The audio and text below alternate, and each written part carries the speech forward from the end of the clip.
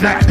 And so if I am so focused on staying on the line, I can't fulfill my assignment.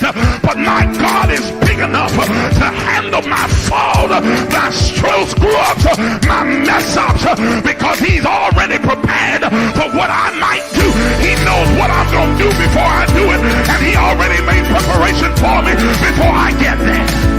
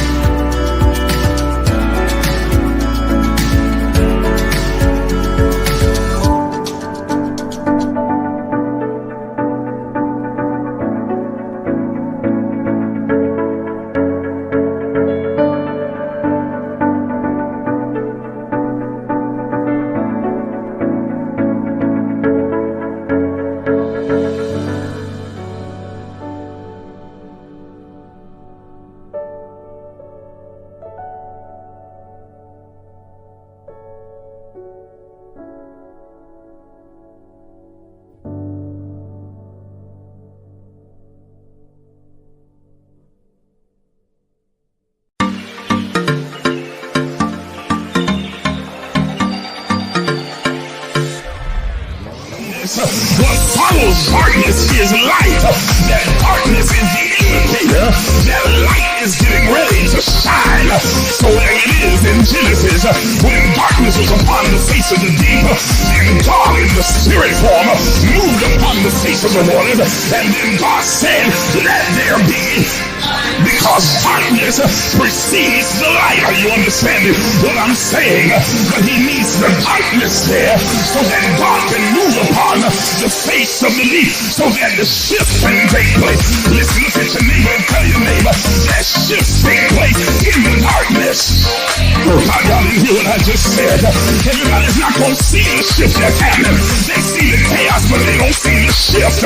They see all the craziness going on in your life, but they don't understand that underneath the darkness, God is moving in secret. He's moving in quiet. He's moving in the hidden places. He's moving in the cracks and the corners and the crevices. He's moving in places that you cannot see. And when the light comes, they're going to see a new order.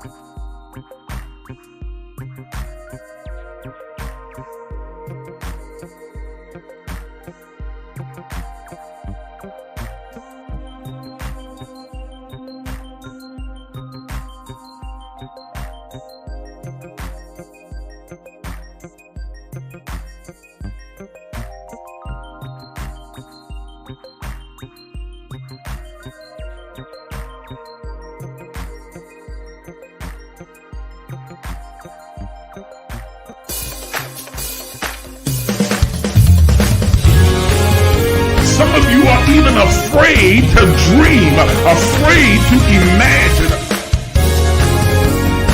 But I'm here to tell you that you are an infinite, limitless, boundless being.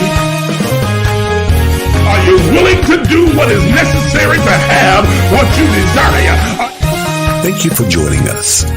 Please take a moment and like the Facebook page. Subscribe to the YouTube page and hit the notification bell so you'll be notified when we go live. If you are finding value in these enrichment sessions, please consider supporting this page financially. Your donations allow us to continue to provide spiritual enlightenment, self-exploration, and kingdom knowledge. Also, consider becoming a partner because partnerships have this privilege. As a partner, you'll be able to attend our annual Partners Only Summer Summit, join us for our 6 a.m. virtual daily guided meditation sessions, weekly advanced empowerment sessions, regular prophetic insights and instructions, 30% discount on all Emerge books and merchandise, and a custom Emerge t-shirt. You'll also gain full access to the private Emerge Movement community page as well as group chats. Once again, thank you for watching.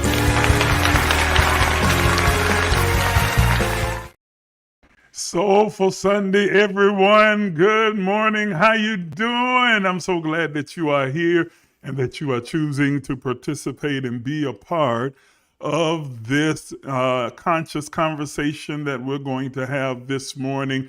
Thank you for coming to the Emerge Empowerment Session. I'm your host, Isaac J. Miles Sr., and you are tuned in to one of the most powerful places on the planet. And I am glad that you are here, and you're going to be glad you came as well, because the information and principles that we're going to share with you today are going to be enlightening, inspiring, and encouraging.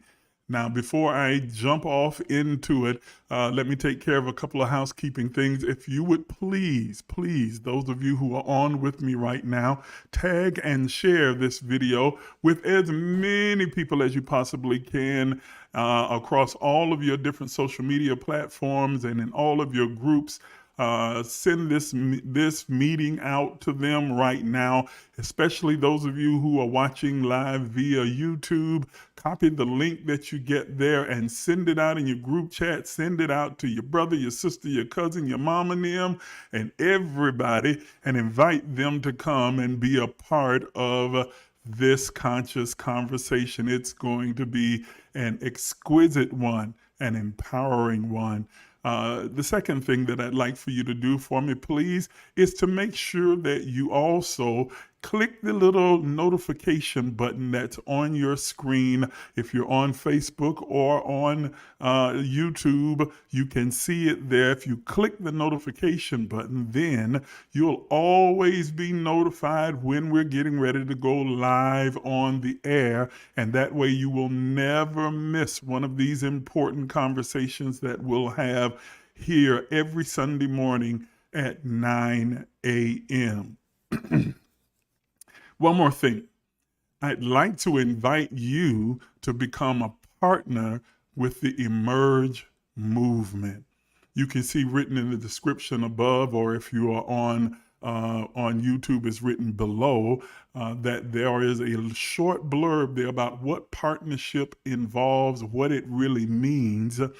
And I'd like you to be involved and like you to connect with us. Maybe you find after this particular broadcast or this conversation this morning that this is your soul tribe, that you seem to connect with the vibration and the energy and the spirit that is a part of the Emerge movement. We would love to have you come and be a part of our family. Now, partnership has its privileges, as you've seen already. We have several other things behind the wall that are only available to partners. We do a weekly empowerment session with the partners that's called Diving Deep. It is where I just take off all the brakes and we get into some of the things that I don't feel at liberty to discuss on the general platform. But man, do we get into some deep, integral things in that conversation, in those sessions. It's no holds barred. You can ask any question you like. We can discuss any topic you like, raw and uncut. So you definitely want to be a part of those conversations in Diving Deep. I mean, we go super deep.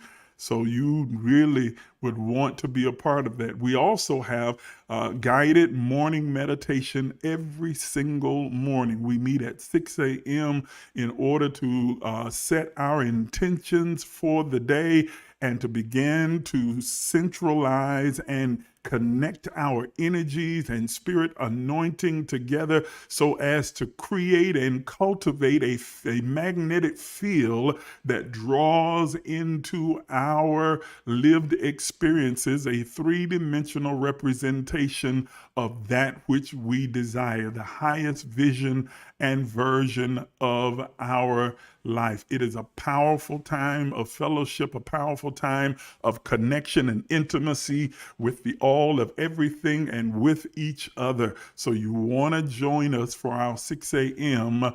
meditation.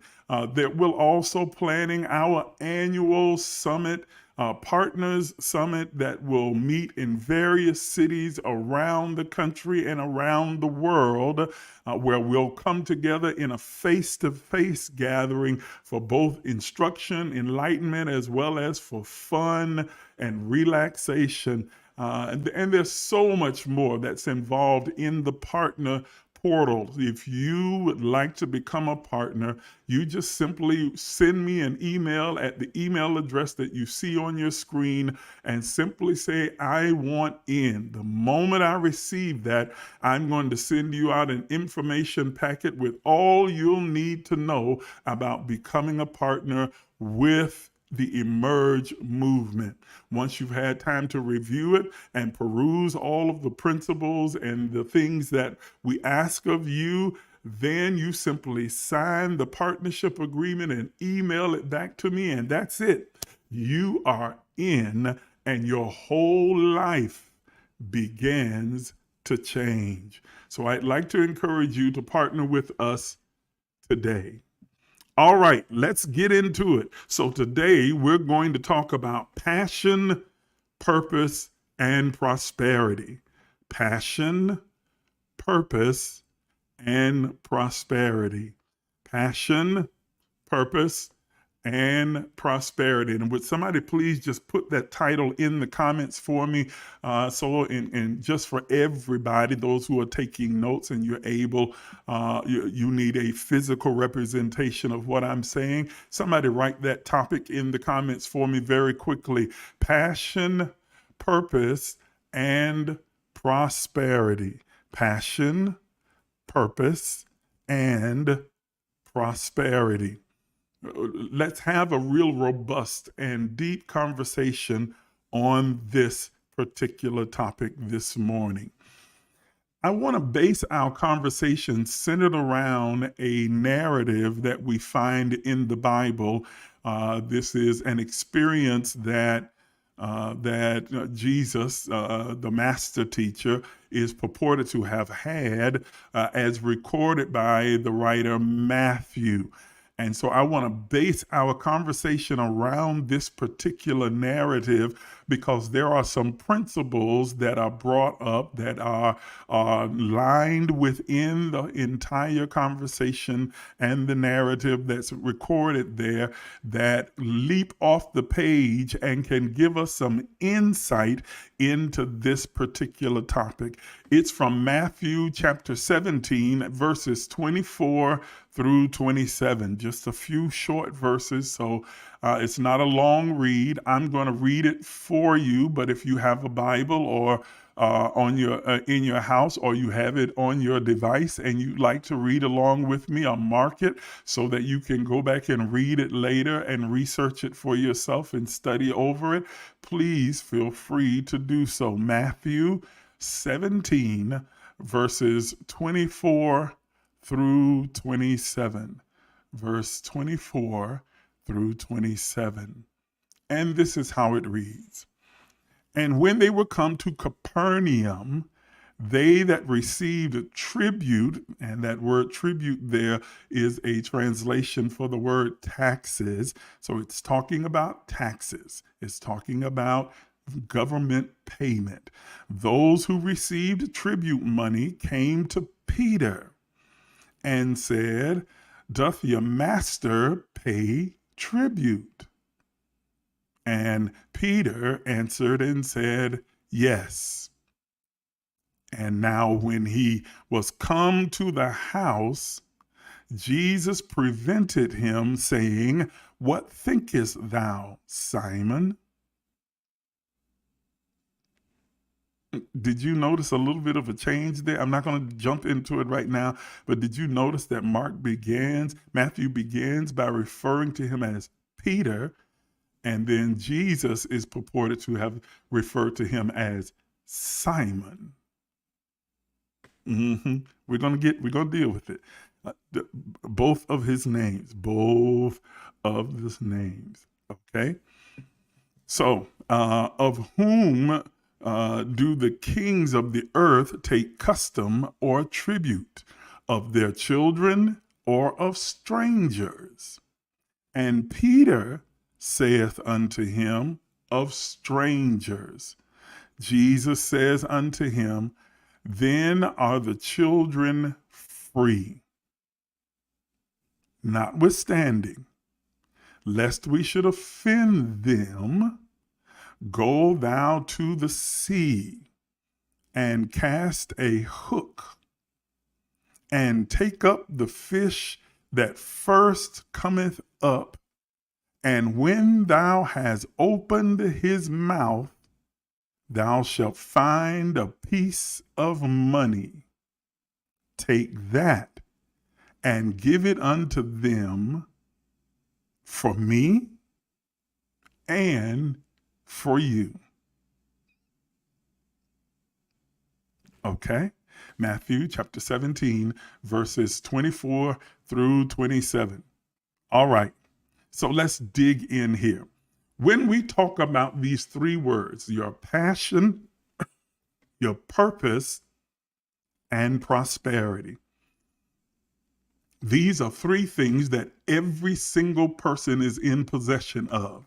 Whether you are consciously aware of it or not, you all have a passion. Most of you are aware of what your passion is, what it is that you are excited about, that you are intrinsically tied to, what it is that sets you ablaze and ignites your spirit, that excites you, that you are inextricably tied to and tethered to, that is a favorite thing, something that you are so excited and you love so much that you would do it every single day if you could, and you would do it for free. You look for opportunities to engage in it because it's something that you are passionate about. You can talk about it at length without any research, without any prompting. Just an opportunity brings it up and you initiate a conversation and can continue on about it for ages. You are interested in anything that relates to it, and so you want to read about it, study about it, be involved in it, visit it, be attached to it, because it is something that you are passionate about.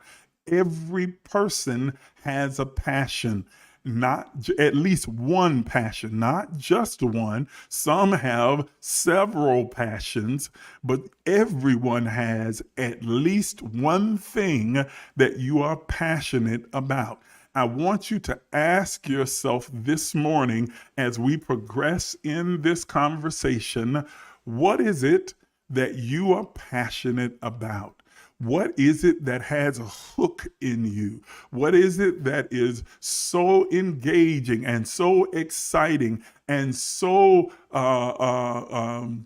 important to you that you value it so much that you look for opportunities to be involved, to do it, to feel it, to think it, to involve yourself in it? You're constantly ready and able to engage in conversation about it. You are looking to learn more about it, to be in an atmosphere where that is possible. You absolutely love it. What is it that you're passionate about?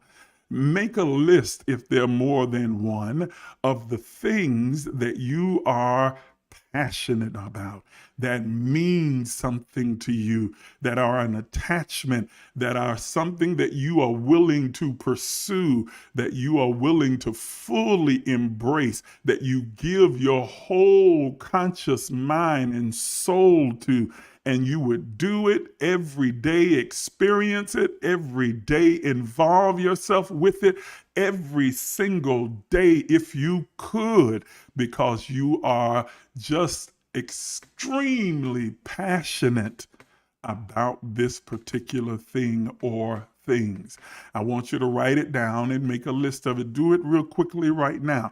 And while in the places where you're making notes, just make a quick list of the things that you are passionate about, that are vital, that are important, that are valuable to you, that are a priority for you, that you are engaged in because you are passionate about them. No one has to push you, force you, encourage you, coerce you for your involvement in this or engagement with that, because it's something you are self-motivated toward, that you look for the opportunity to get involved with it, to discuss it, to learn about it, because it is a passion of yours.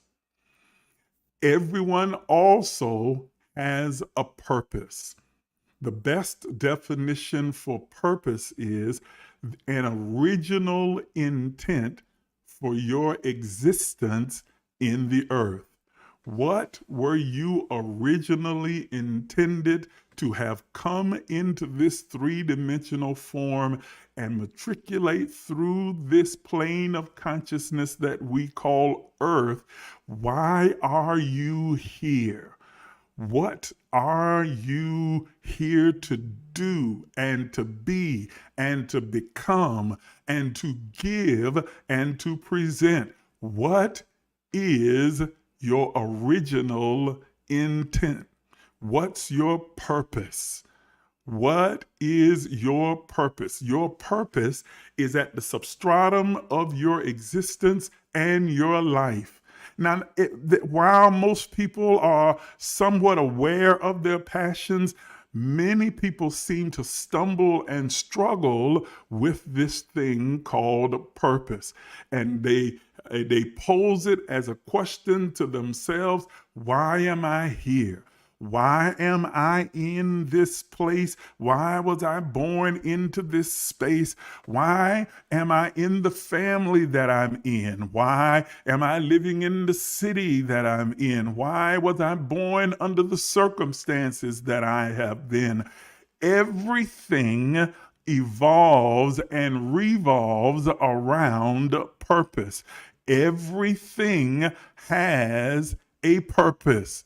Listen to what another scriptural principle says in Ecclesiastes, that there is a time, for a season rather, for everything, and a time for every purpose under the sun. Let me say that again. There is a season. Everything has a season. And there is a time for every purpose under the sun. Please catch the distinction. To everything in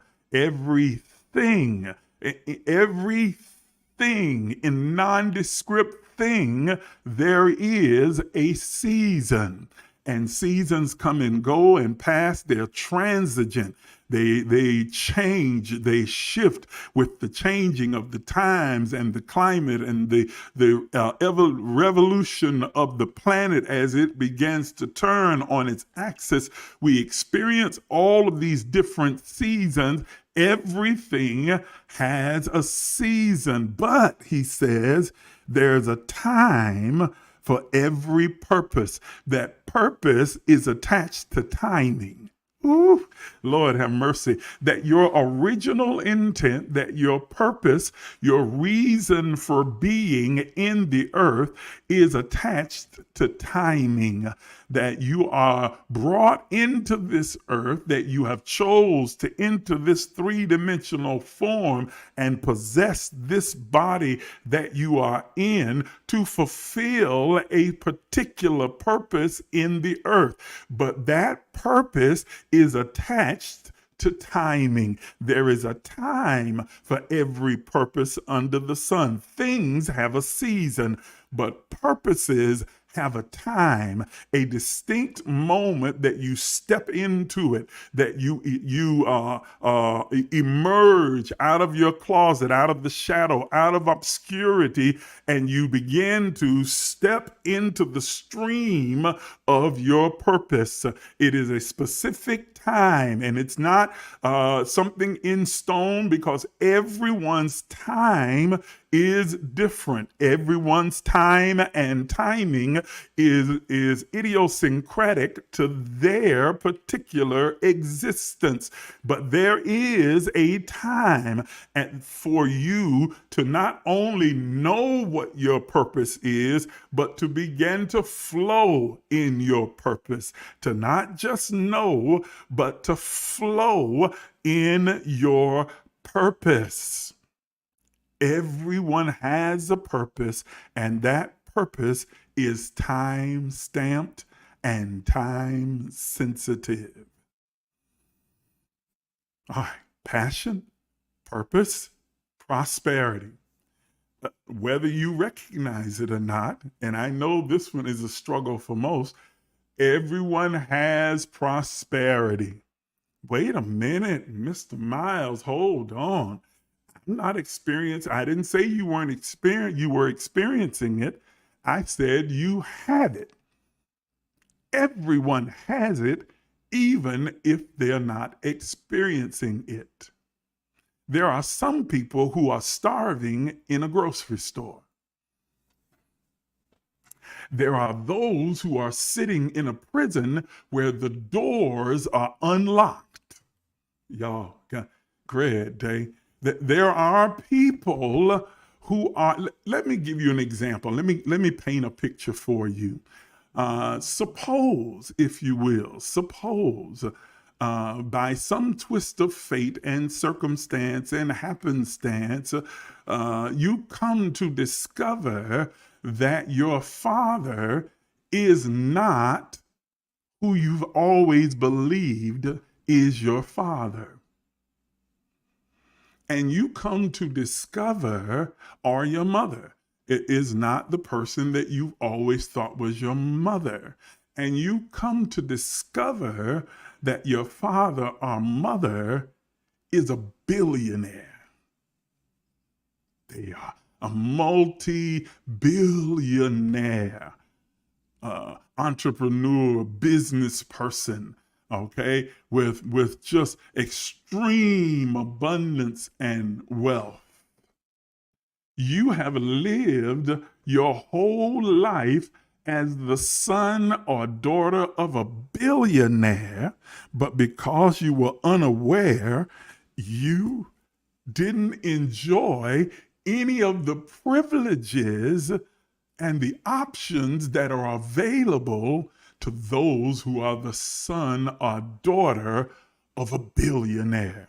You've lived like a pauper your entire life, kicking and scratching and scraping and trying to survive and just trying to keep your head above water the whole time your father or mother was a billionaire, and the only thing that kept you from experiencing that experience of being wealthy, rich, prosperous is the fact that you were unconscious of who and whose you really are.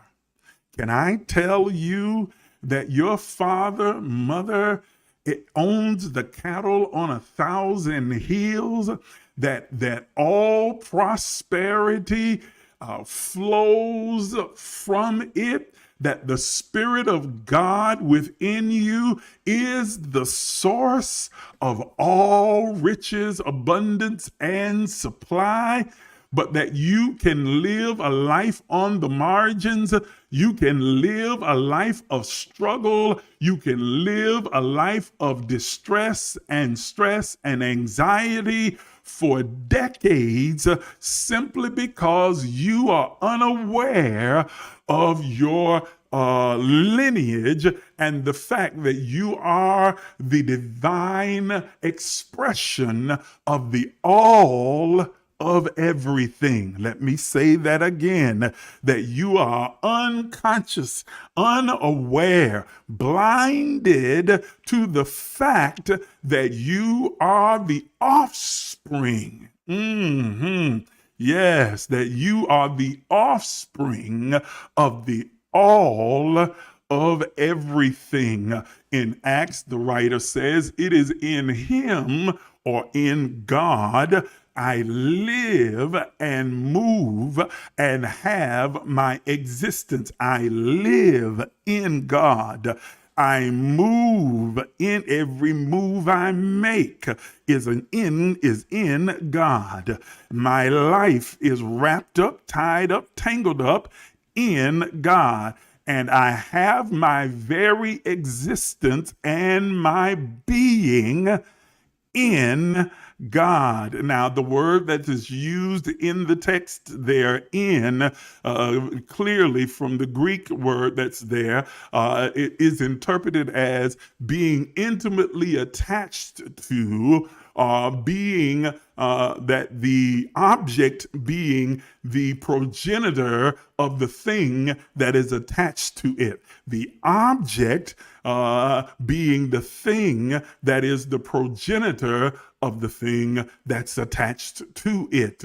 So when I say that I have my existence in God, it says that I am the object. I am the thing that is attached to the object, rather. And so that object being God, the divine, the all of everything, is the progenitor of my existence.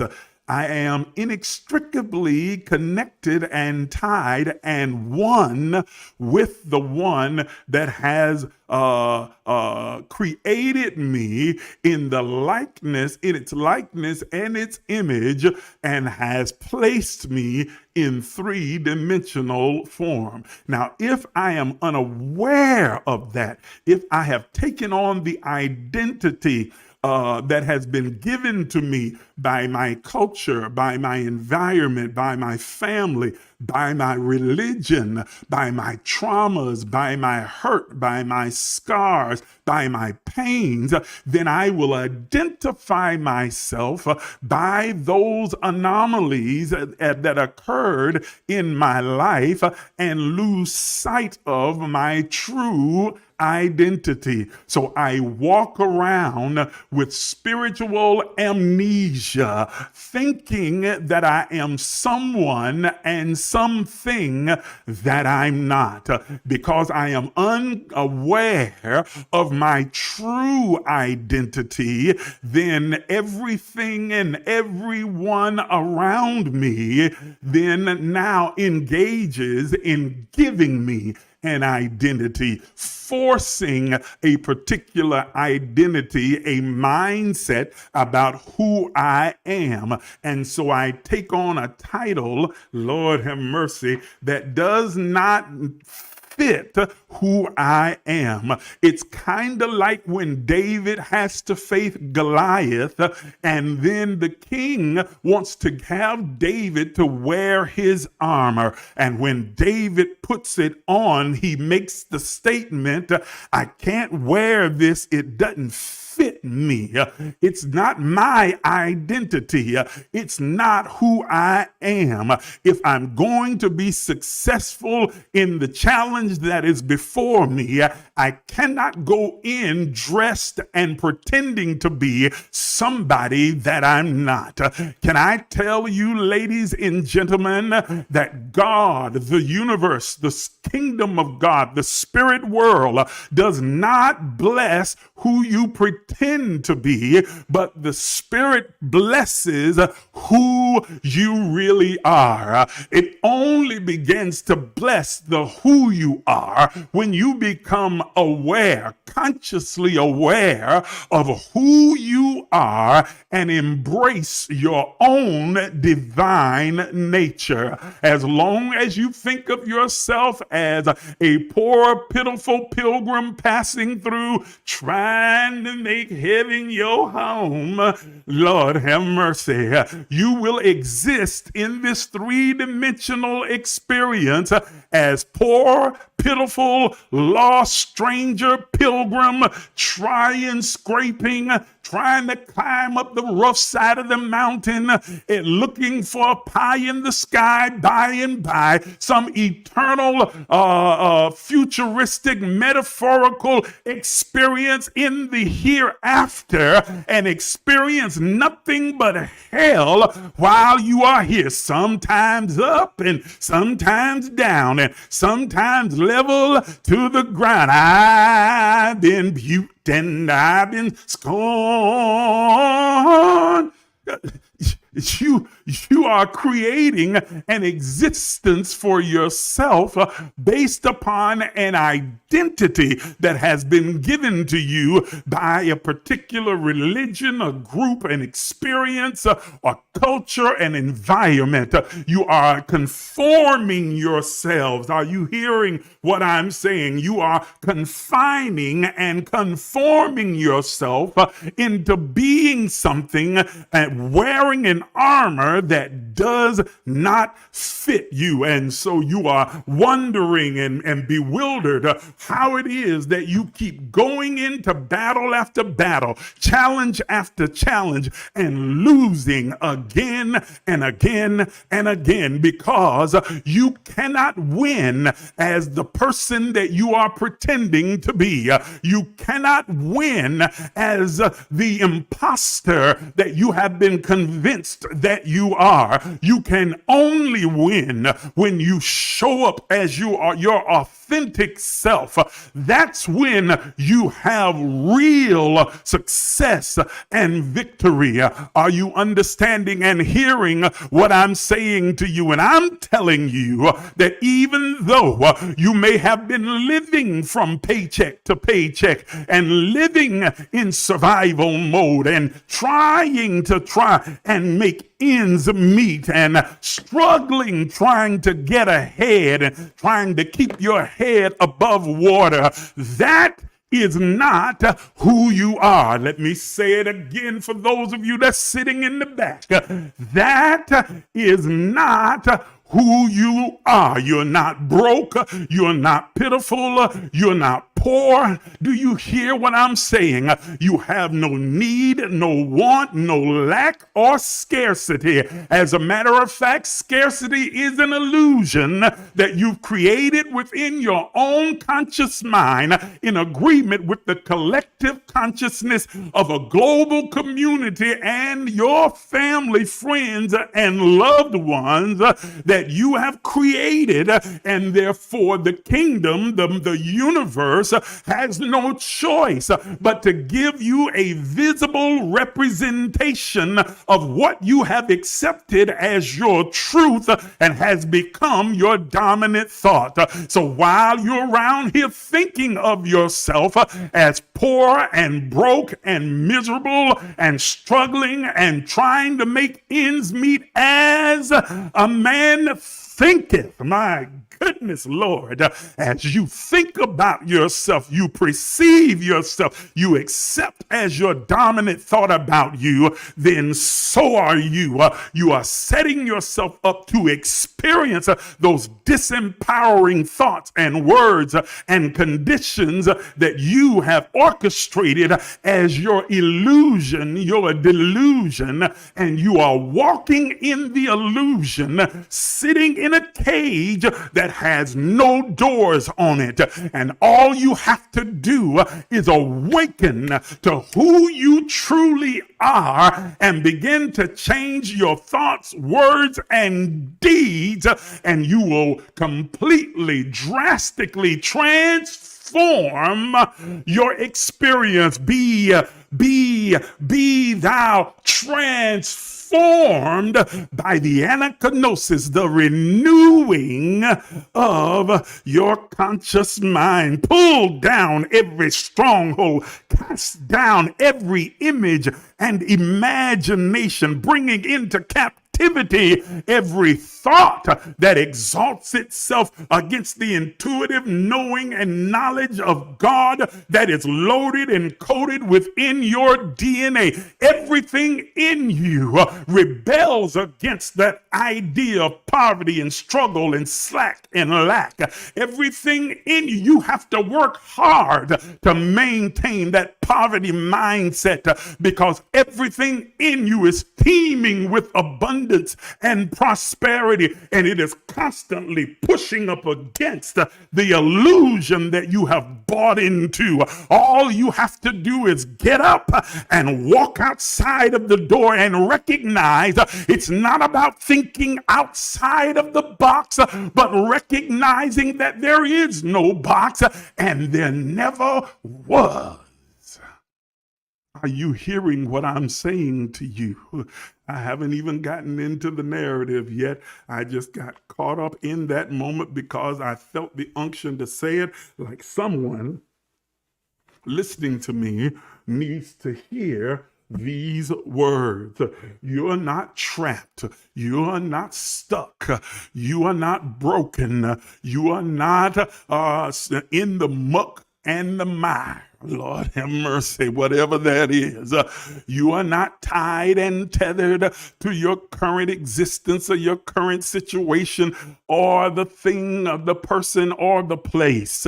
You can break free and walk away from them and step into your divine life, your abundant life, your wealthy life, anytime you decide to do so. Here's another principle that the Christ put forth in John 10:10. I am come. Wait, let me start with the thief, because many of you have been misled to thinking into that the thief is a devil or a demon or some hank or some entity outside of yourself. It is a devil and a demon, but the demon and the devil is your own thoughts. Lord have mercy. Good gracious. It's not some little imp that's running around or entity that's floating around on the outside of you. It's not somebody in a red suit or supervisor over this mythological, fictitious place called hell. No. It is those disempowering, lying thoughts, ideas, concepts, and images that align themselves within your own mind, that have implanted and entrenched themselves in your thoughts so far that they have become the dominant thought of your life. You can't help but think from a poverty mindset. You can't help but think of your reality as being one of struggle. And I hear you audibly while I'm talking to you. I hear you saying and thinking right now, but I am struggling right now. You're struggling because of the mindset that you've held that created the struggle. Watch this. So you have that mindset of struggle And so as a result, you release the energy of struggle. Your thoughts, words, and deeds align with struggle. And so the universe has no choice but to manifest a reality that is the picture or reflection of struggle. And when that happens, you take it as inevitable, infallible proof that it is true. And so you create a vicious cycle. It reinforces the idea, see, I'm struggling. See, I'm having a hard, I'm broke. I'm in need. I'm in lack. I have a scarcity in my life. I'm barely getting along. It just reinforces the thought, which then it increases the energy that you release around that particular idea that you've accepted as your truth. And so the universe keeps giving you more of it. And the way the universe or the kingdom of God operates, it operates on the principles of increase. That means that when it gives it to you pressed down, shaken together, and running over. So you get more and more and more and more struggle that represents the thought that you are holding in your mind, all because you don't understand you were born prosperous.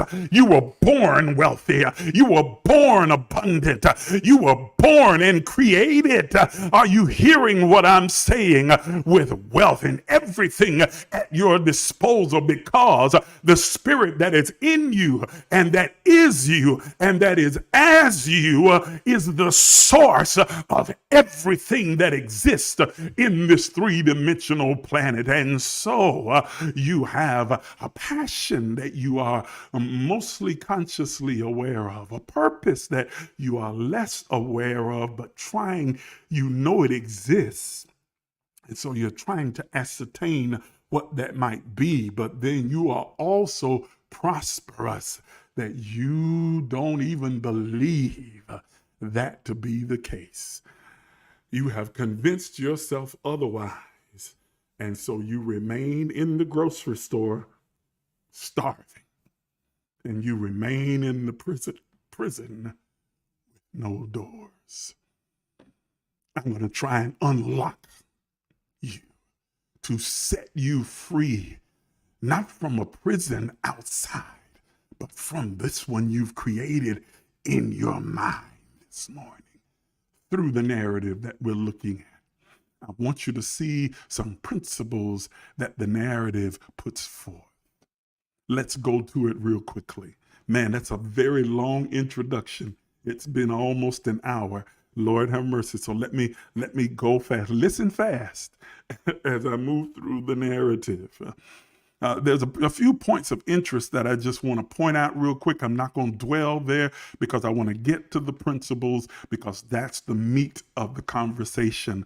But I just want to point out a couple of things here. One is that in the narrative, Jesus appears to make the case that the children are not to pay taxes. Listen to what he says to Peter. He says, then are the children free? Listen to what he said. No, the question he poses to Peter first is, Peter, what thinkest thou, Simon? He does not call him by the name Peter. He calls him Simon. You know how your mama have a name that she call you, and when she call you by that name, you know this is serious. You know that you might be in trouble. You know some correction or chastisement is coming. That's what happened in this text. Instead of calling him, thou art Peter, and upon this rock, Peter, Petros, rock. Okay, revelation, understanding. On this rock of revelation and understanding, I will build my church. He says, no, you're not acting like a Peter right here. You acting like Simon. Simple Simon. But he asked him, he says, Simon, simple Simon, listen to me. I got a question for you. He says, do the children pay taxes or tribute, or are the taxes for strangers, people who are disconnected, people who are not the children of the king? Do the children of the king have to pay taxes? And Peter answers and says to him, no, the children don't pay, strangers pay taxes. And Jesus says, then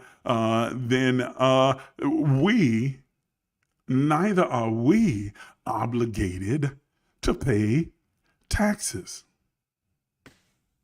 because the children are free. He was making the case for identity. He was saying to Peter, we are the children of the king.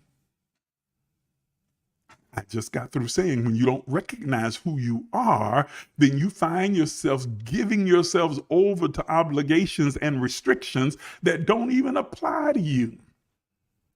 Can I tell you that I said I wasn't going to linger here on these because I want to get to the principles, but can I just tell you that there are a whole lot of principles that are at work in this three-dimensional world that don't apply to you? Lord have mercy. Inflation does not apply to you. Oh God, y'all don't hear what I'm saying. Yes, it does. I got to deal with it. You deal with it because you choose to, but because of you, who you are in the position where you have more than enough. You have access to everything. Do you hear what I'm saying? You don't have to stress and worry about the rising cost and the rising price. Why? Because you can create. Lord have mercy. I'm going to get to that. I'm getting ahead of myself, okay? So he says, but he makes the case for the children not feeling bound by the laws and principles that govern this three-dimensional world. Be not conformed to this world system, but be transformed by the renewing of your mind. The second thing that's interesting is that he recognizes when he sees Peter getting ready to come into the house, he immediately recognizes something is off with Peter. And that when he asks the question, Peter had never told him what the problem was.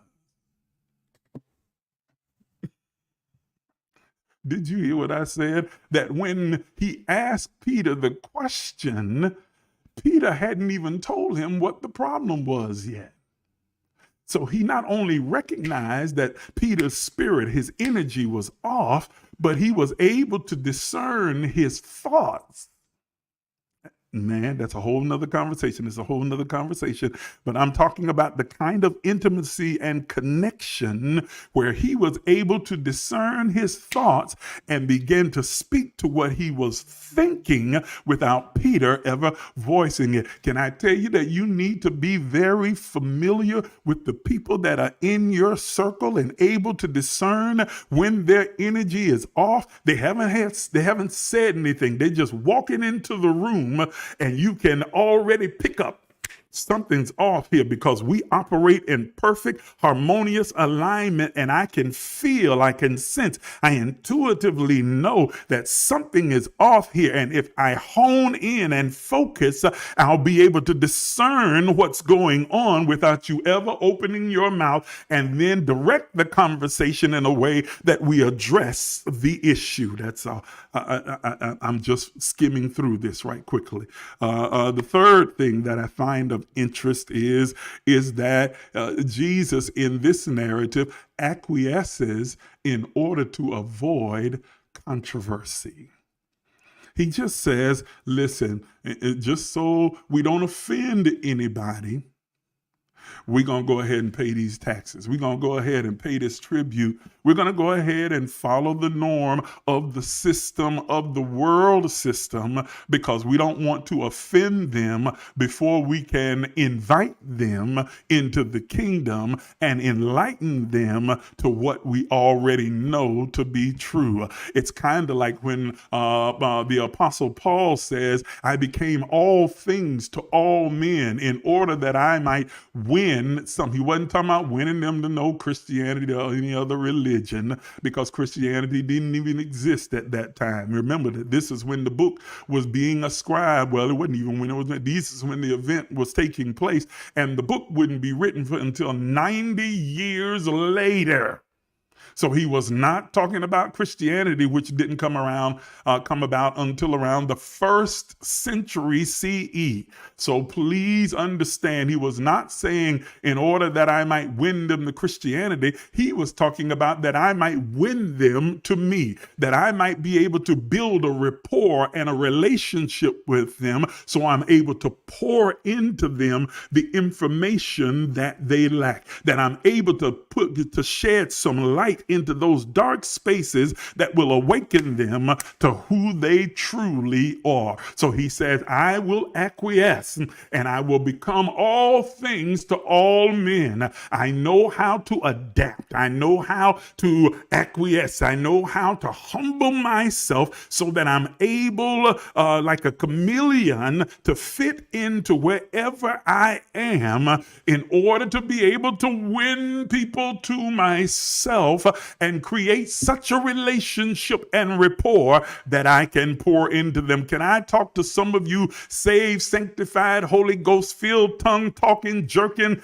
spitting bubbles, kicking and jumping over pews and falling out oil bath people, and tell you that you run so many people away from you by being legalistic, dogmatic, judgmental, hard-hearted, stubborn, mean, and just downright nasty? Lord have mercy. Let me just tell you, I have lived on this planet for a long time, traveled the world and encountered people from every culture around the globe, and I have never met people more trifling than Christian folk. Lord, I said I wasn't going to get bogged down here. I want to get to the principles, but I'm just throwing that out there. This free don't cost you nothing. Christians can be some of the most triflingly mean-spirited people on the planet. The most judgmental. Everybody's wrong and everybody going to hell but me. Ain't nobody right. Ain't nobody saved. Ain't nobody doing it right but me. And if you don't follow my lead and become like me, if you don't duplicate what I believe is true, then you're lost. Because, most are not looking for truth. They're just looking for confirmation that what they already believe is true. Okay, I'm going to leave that right there because I got to get to these principles. But I just thought that those were three very interesting points that are part of the narrative. Okay. But let's look at, here are the principles that are here that are related, listen to this, to passion, purpose, and prosperity. Remember what we told you those are. Remember that part of the conversation. These three principles are related to passion, purpose, and prosperity. And now, before I get to the principles, let me give you this formula. Passion is always tied to purpose. Passion is always inextricably tied and tethered to purpose. If you begin to examine, investigate, and analyze the thing or things that you are passionate about, there is a purpose, an original intent for your life that is aligned harmoniously with those passions. And so your task becomes now trying to figure out, how do I take my passion which has revealed my purpose and monetize it. How do I find a way to do what I'm passionate about? Because if I find what I'm passionate about, then I will immediately fall into fulfilling my purpose, because my purpose is perfectly harmoniously aligned with my passion. Wait a minute, here's the rest of the equation. Because passion is always tied to purpose, and when you find the purpose of your passion, it leads to prosperity. Simple formula, you better hear what I just said. Passion is always tied to purpose. And when you find the purpose of your passion and walk in the purpose of your passion, it will always produce prosperity. You ain't even got to try that hard. You will find that you were doing something you really enjoyed, that you were passionate about, and prosperity came creeping up and began to attach itself to that which you love. Do you understand that people now have made a career out of making videos? Good gracious. There are people that made a career out of playing video games online. Do you hear what I'm saying? They have a whole YouTube channel where they do nothing but sit there every day and do something they passionately enjoy. Play their video game for others to watch, and people are subscribed to their channel and tune in to watch them play video games, and they in turn get a check from YouTube. There are people collecting checks right now on TikTok. Are you hearing me? Just doing what they're passionate about, something they enjoy doing. It's not even work to them. It's not even labor to them. They would do it anyway, but the fact that they are doing it, and they do it because it is their passion and purpose in life, then that has now produced prosperity for their life. Do you understand that people who were passionate about cookies made cookies and produced them, and those cookies produced prosperity? Famous Amos produced a cookie that was his passion, and it produced prosperity. Do you hear what I'm saying? Technology was Steve Jobs and Bill Gates's passion, and their passion led to purpose, and their purpose produced prosperity. Do you understand that if you can discover what you are passionate about, it will lead you to purpose? And when you begin to be passionate about your purpose, it will produce prosperity. Are you hearing what I'm saying? Now, let's get to these principles and get out of here. The first thing that we find after Jesus says to Peter, notwithstanding, lest we should offend them, here it is. He says, go to the sea. Listen to what he tells Peter.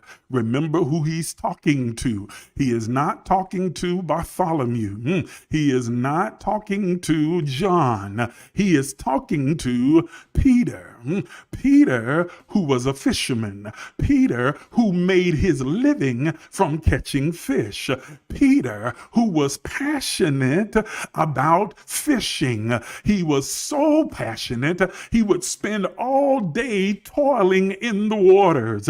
He would drop his nets here and there, and that when Jesus actually found him, he found him fishing. He found him busy doing what he was passionate about and fulfilling his purpose. But when Jesus, watch this, discovered Peter doing what he was passionate about, being passionate about his purpose, Jesus Jesus then says, come follow me and I'll make you fishers of men. In other words, he expands his purpose. Yay, God. Now, he was already passionate about the purpose, and that purpose was producing prosperity. He made a good living for he and his family. And then Jesus comes along and expands his purpose. Can I tell you that when you discover your purpose that is attached to your passion, you might hone that passion in one area that you can see, perceive, or understand at the moment. But when you allow the consciousness of Christ to emerge within your mind, he will take what you have known as your purpose and then reconfigure it so it expands, now increasing the profit and prosperity that was already attached to your purpose. Do you hear what I'm saying to you? He says, I want you to go to what you're passionate about. I want you to go to the purpose of your life. I want you to go and do the thing that you've made a living doing.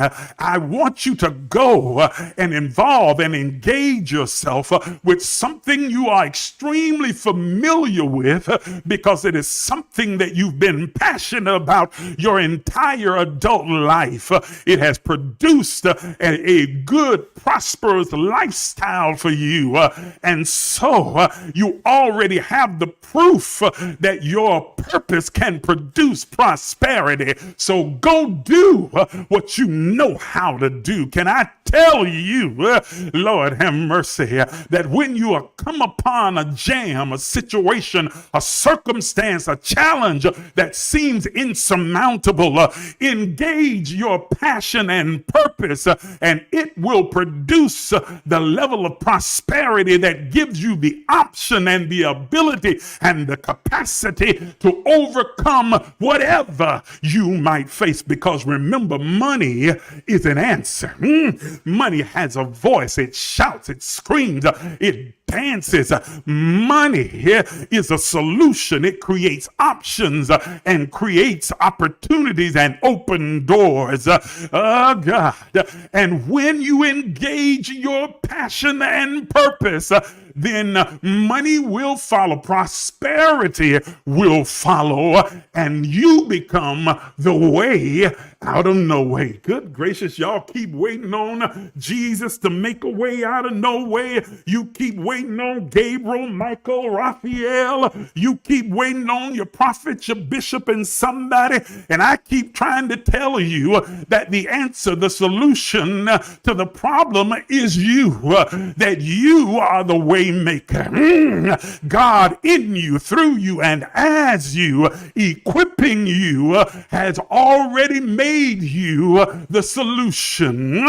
Lord have mercy. You just simply have to engage your passion and purpose, and it will prosper you. Oh, goodness, he says, go to the sea and cast a hook. Do what you are familiar with, you're engaged with, that you are passionate about. And he says, and take up the fish that first cometh. There was never any question about whether Peter was going to catch a fish. Why? Because he was an expert fisherman. Fishing was his purpose. There was never any question. He was a fisher of fish and a fisher of men. Fishing was his thing.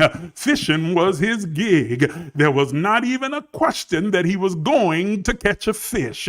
He says the first fish you catch first, meaning that you're probably going to catch multitudes because that's what you're used to doing. That's what your purpose produces. It always produces more than enough. Pressed down, shaken together, running over. It always produces abundance. But I want you to take the first fruit, the first fish.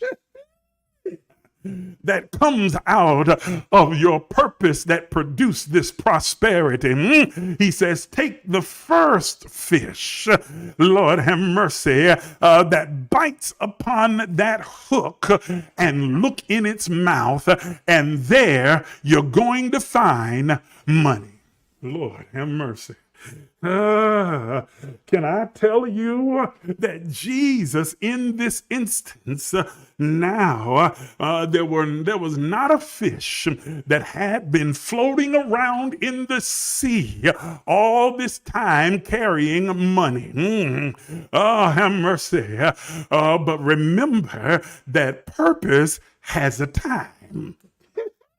This fish swallowed a coin somehow and showed up in that exact sea at the exact moment, in the exact place that Peter would go and engage his purpose. And purpose attached to the timing caused that fish to be the first fish that would get on Peter's hook. Y'all didn't hear what I said. That purpose has perfect timing. Good day, I'm about to throw these headphones and holler. I'm telling you, purpose has perfect timing. Can I tell you that the moment that you decide to step into purpose, purpose is attached to its timing, and there are things and people and places that are strategically in place to meet you at the exact moment, in the exact place, under the exact circumstances that are necessary for you to experience the type of success and prosperity that you desire, because purpose is attached to perfect timing. He says, go ahead and cast your net, cast your hook in that water. And the very first fish, because I know you're going to catch an abundance of them, because your purpose always produces abundance. But I want you to take the first fruit. I want you to take the tithe.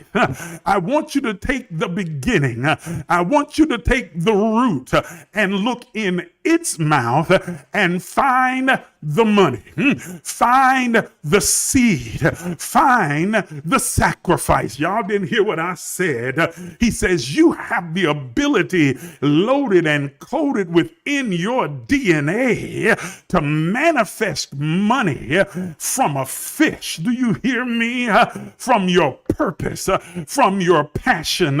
You can manifest money. Money ain't your issue. Your mind is your issue. Good gracious, let me say it again. I said money is not your issue. I know. You struggling with that because of your mind. It's steeped and entrenched in poverty for so long. To hear someone say money is not your issue is troubling, distressing. It causes you to get all discombobulated. What do you mean? I'm trying to tell you money is not your issue. Money is not your drawback. It's not your holdup. Money is not a problem for you. Your problem is your mind. Your mind causes you to think and to speak and to act in ways that repels money and causes it to run away from you. But if you bring your mind into alignment with the vibrational frequency of the current of currency, then money will not only be attracted to you, it will come, bow down, and serve you. Are you hearing what I'm saying? How you feel about money determines how money feels about you. Lord have mercy. The problem is not a lack. The problem is a broken mindset. The moment that you are transformed by by the renewing of your mind and align yourself vibrationally to the frequency of the current of currency, then money will come flowing to you effortlessly. You will find opportunities, connections, doors, and encounters that will produce wealth and abundance in your life coming to you without effort. Remember Deuteronomy 18, that it is God who has given you not money, not wealth, not riches, not prosperity, but the power, the ability, the capacity, God have mercy, the anointing to get wealth. Do you hear what I say? You have the power to get wealth.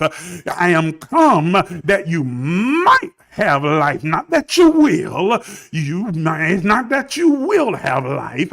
You might. You have the possibility. You have the capacity. You have the opportunity. You have the potential of having life and having it more abundantly. But it all comes down to you.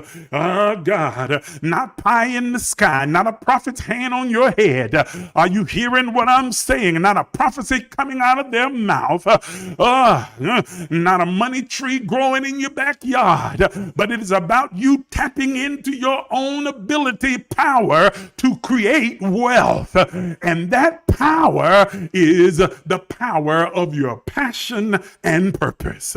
Lord, I said that power is the power of your purpose and passion, and with it you can create money. It ain't nothing but a thing. It ain't nothing but energy. You can create money. Principle number 2. That was principle number 2. I gave you can create money. And number 2, that you have to engage your passion and purpose that will produce prosperity. Okay?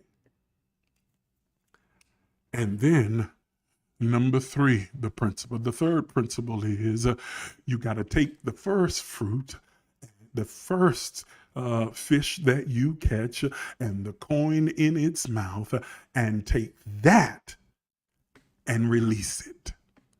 Give it.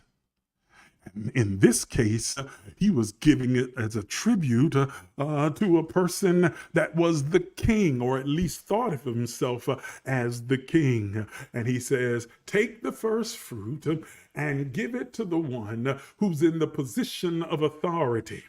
Give it to the one who is in the position to make your life blissful, or to also make it a living hell by throwing you in jail.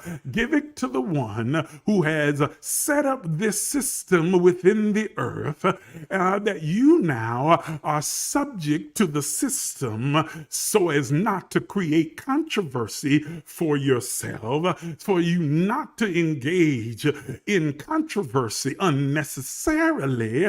Then take the tribute and go ahead. And he says, but when you catch this first fruit, when you get this coin, it's going to be more than enough to not only pay my taxes, but to pay yours as well. Remember that the initial question was, does your master pay tribute? This lets you know that they were being deceitful and disingenuous, because all of them were citizens, but they weren't even concerned about the other disciples. They just wanted to know, is your master gonna pay? Because we know that if the leader don't, then y'all probably won't either. Are you hearing me? Yeah. So the question and the challenge was to the leader. It was to Christ. And yet Christ, when he offers the solution for Peter, he says, you're going to get more than enough. Pressed down, shaken together, and running over. Enough to cover my tribute, but also to cover yours as well. Do you understand what I just said to you? That your prosperity, listen to me, your prosperity is not just about you. Some of you want prosperity and money because you're greedy, and that's why you can't attract it. It's the wrong energy. That is a negative, dark energy. You want it because you want to heap to yourselves all kinds of selfish things, greedy things. And so you're not really concerned about purpose. You're not concerned about people. You are just concerned about your own lusts. Are you hearing me? He says you have not because you ask not. But then he says some of you ask and receive not because you ask amiss. You ask outside of the scope of purpose. Y'all not hearing what I said. You ask outside of the scope of purpose, and you ask purely for selfish reasons, purely for the reasons of your own lust and your own greed, that you might consume it for yourself.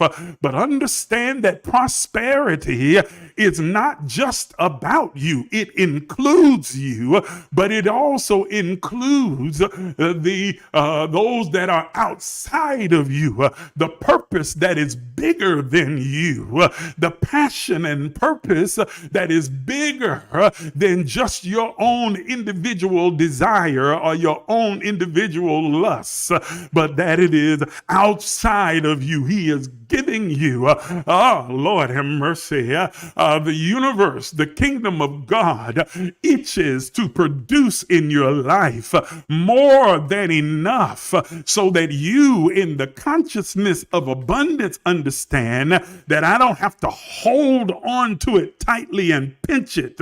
I don't have to hold on to it with a vice grip and be cheap. Y'all not hearing what I'm saying, and stingy. No, I wear it like a loose fitting garment, willing to detach myself from it and release it at any given time. Why? Because I'm not afraid of it going out and not returning to me. I can create money. And as I release it, it engages with all the laws that govern prosperity in the universe. The law of sowing and reaping, the law of compensation, the law of circulation, the law of cause and effect.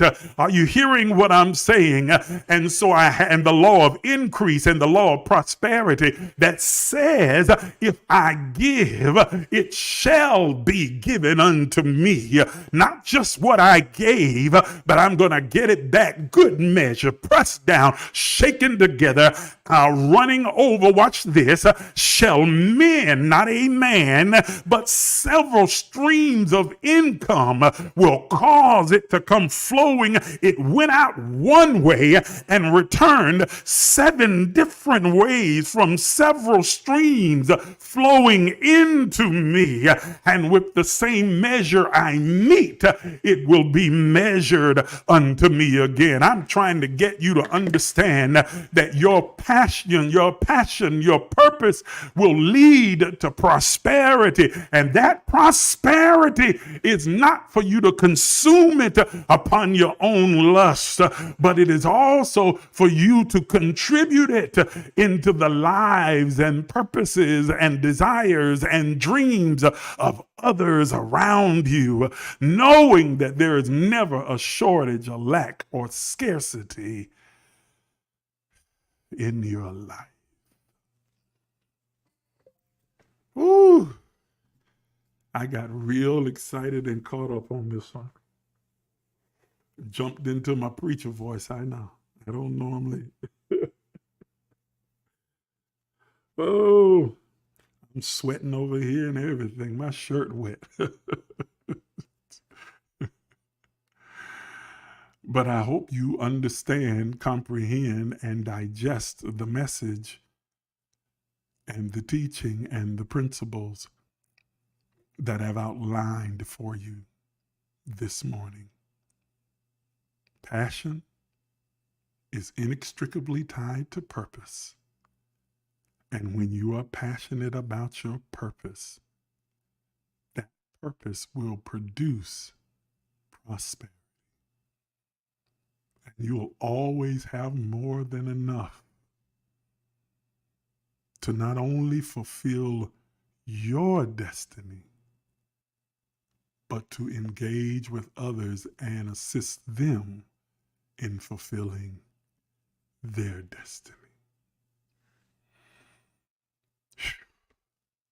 Powerful, powerful.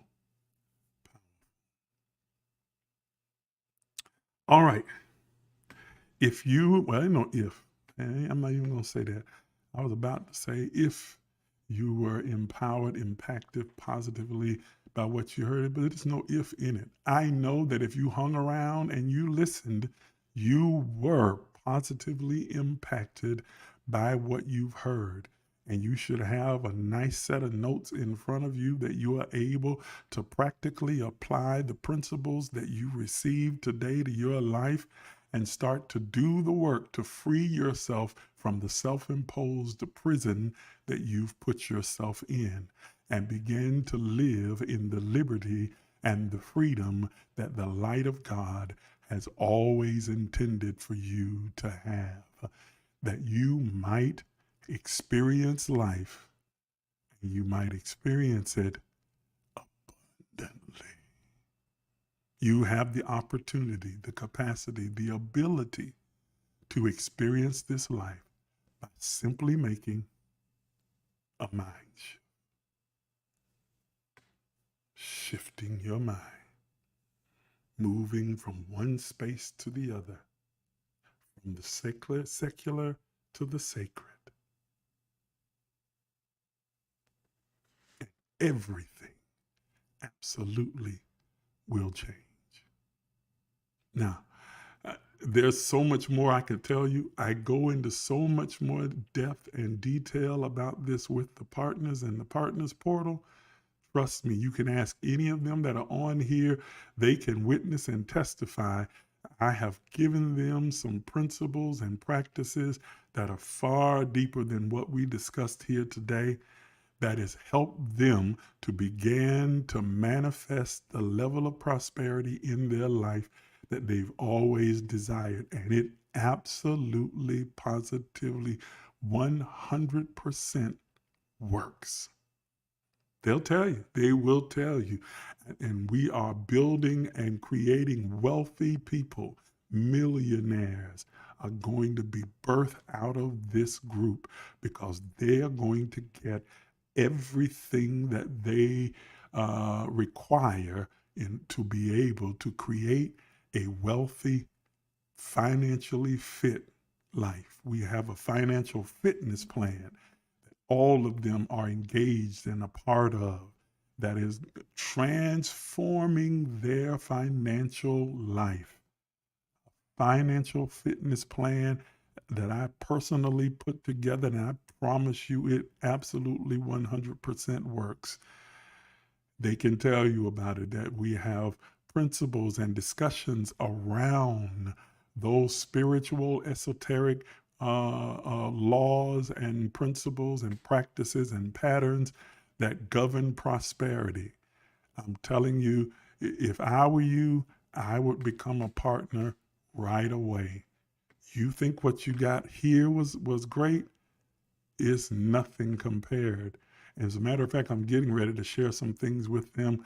I'm almost tempted to come back on today. I know our normal meeting time is Wednesday, partners, but I'm almost tempted to just keep an eye on the chat room, because I might decide to pop on later this evening and start sharing this thing about the energy around certain numbers and numerology.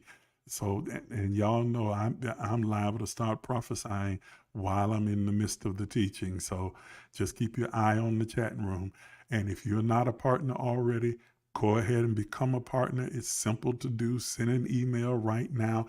I'll send out the information packet to you. Turn around and sign it, send it right back to me, and you are in. You can be in the partners portal in the next 30 to 40 minutes and already be in position, in place to receive the kind of impartation that they're receiving. I encourage you to do so. I want to give you an opportunity to worship this morning. I want to give you an opportunity to worship. We have learned and we understand clearly that the highest and purest form of worship is giving.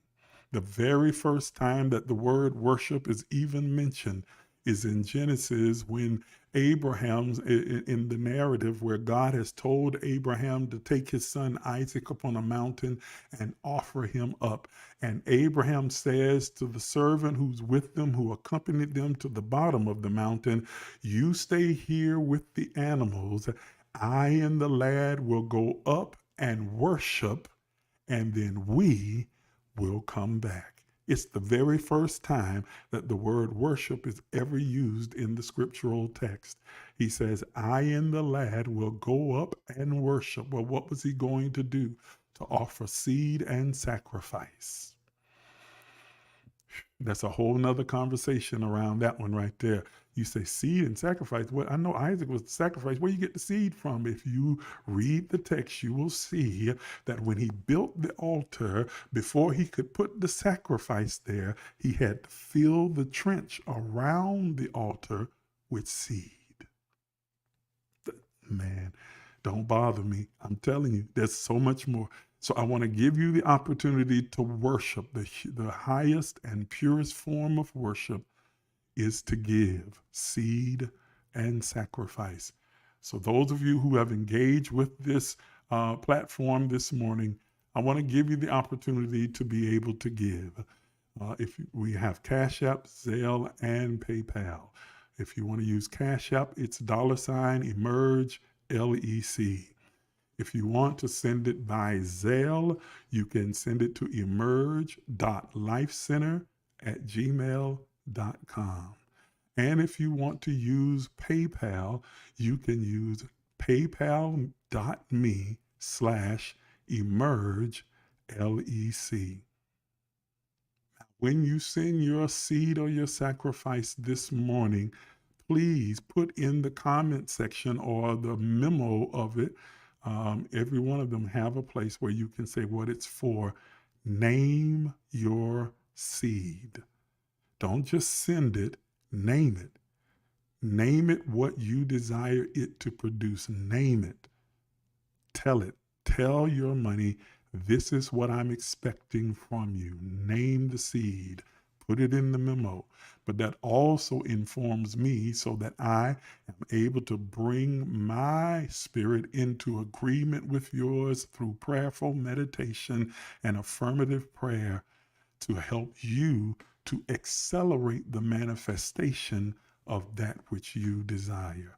So make sure you name your seed. There are some numbers that God gave us as numbers to watch. They were going to be the energetic vibration that we would be focused on throughout 2024. Those numbers are 9, 8, 6, 5, and 3. And so I'm going to ask you to engage with those numbers in some way by giving your seed today. Either $33.33 or $55.55 or $66.66 or $88.88 or $99.99. Each one of them represent different energies and different manifestation. We've talked about what those numbers energetically align themselves with and the type of manifestation you can expect from them. So engage with the energy of those numbers in your giving this morning. $33.33, $55.55, $66.66, $88.88, or $99.99. Show your appreciation for what you've learned and for this platform, and activate your faith by engaging with the energy of these numbers. And name yours, please name your seed. I want to agree with you in prayer. I want to agree with you and match my anointing, my spirit, my energy with yours to accelerate the manifestation of the thing that you desire.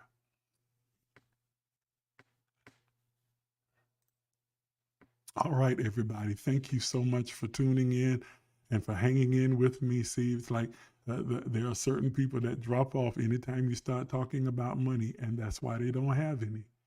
They have a wrong mindset about money. How you think about money determines how money moves in your life. But thank you to those of you who stayed and have engaged and that are already giving right now. Go ahead and do that right now while it's in your mind and while you're in that motivation and that spirit. Give it right now. Thank you for hanging in with me, and we look forward to seeing you again on next Sunday at 9 a.m. Or maybe I'll see you in the Partners Portal later this evening, or definitely on Wednesday if you go ahead and become a partner today. God bless you. God be with you, and have an absolutely splendid day.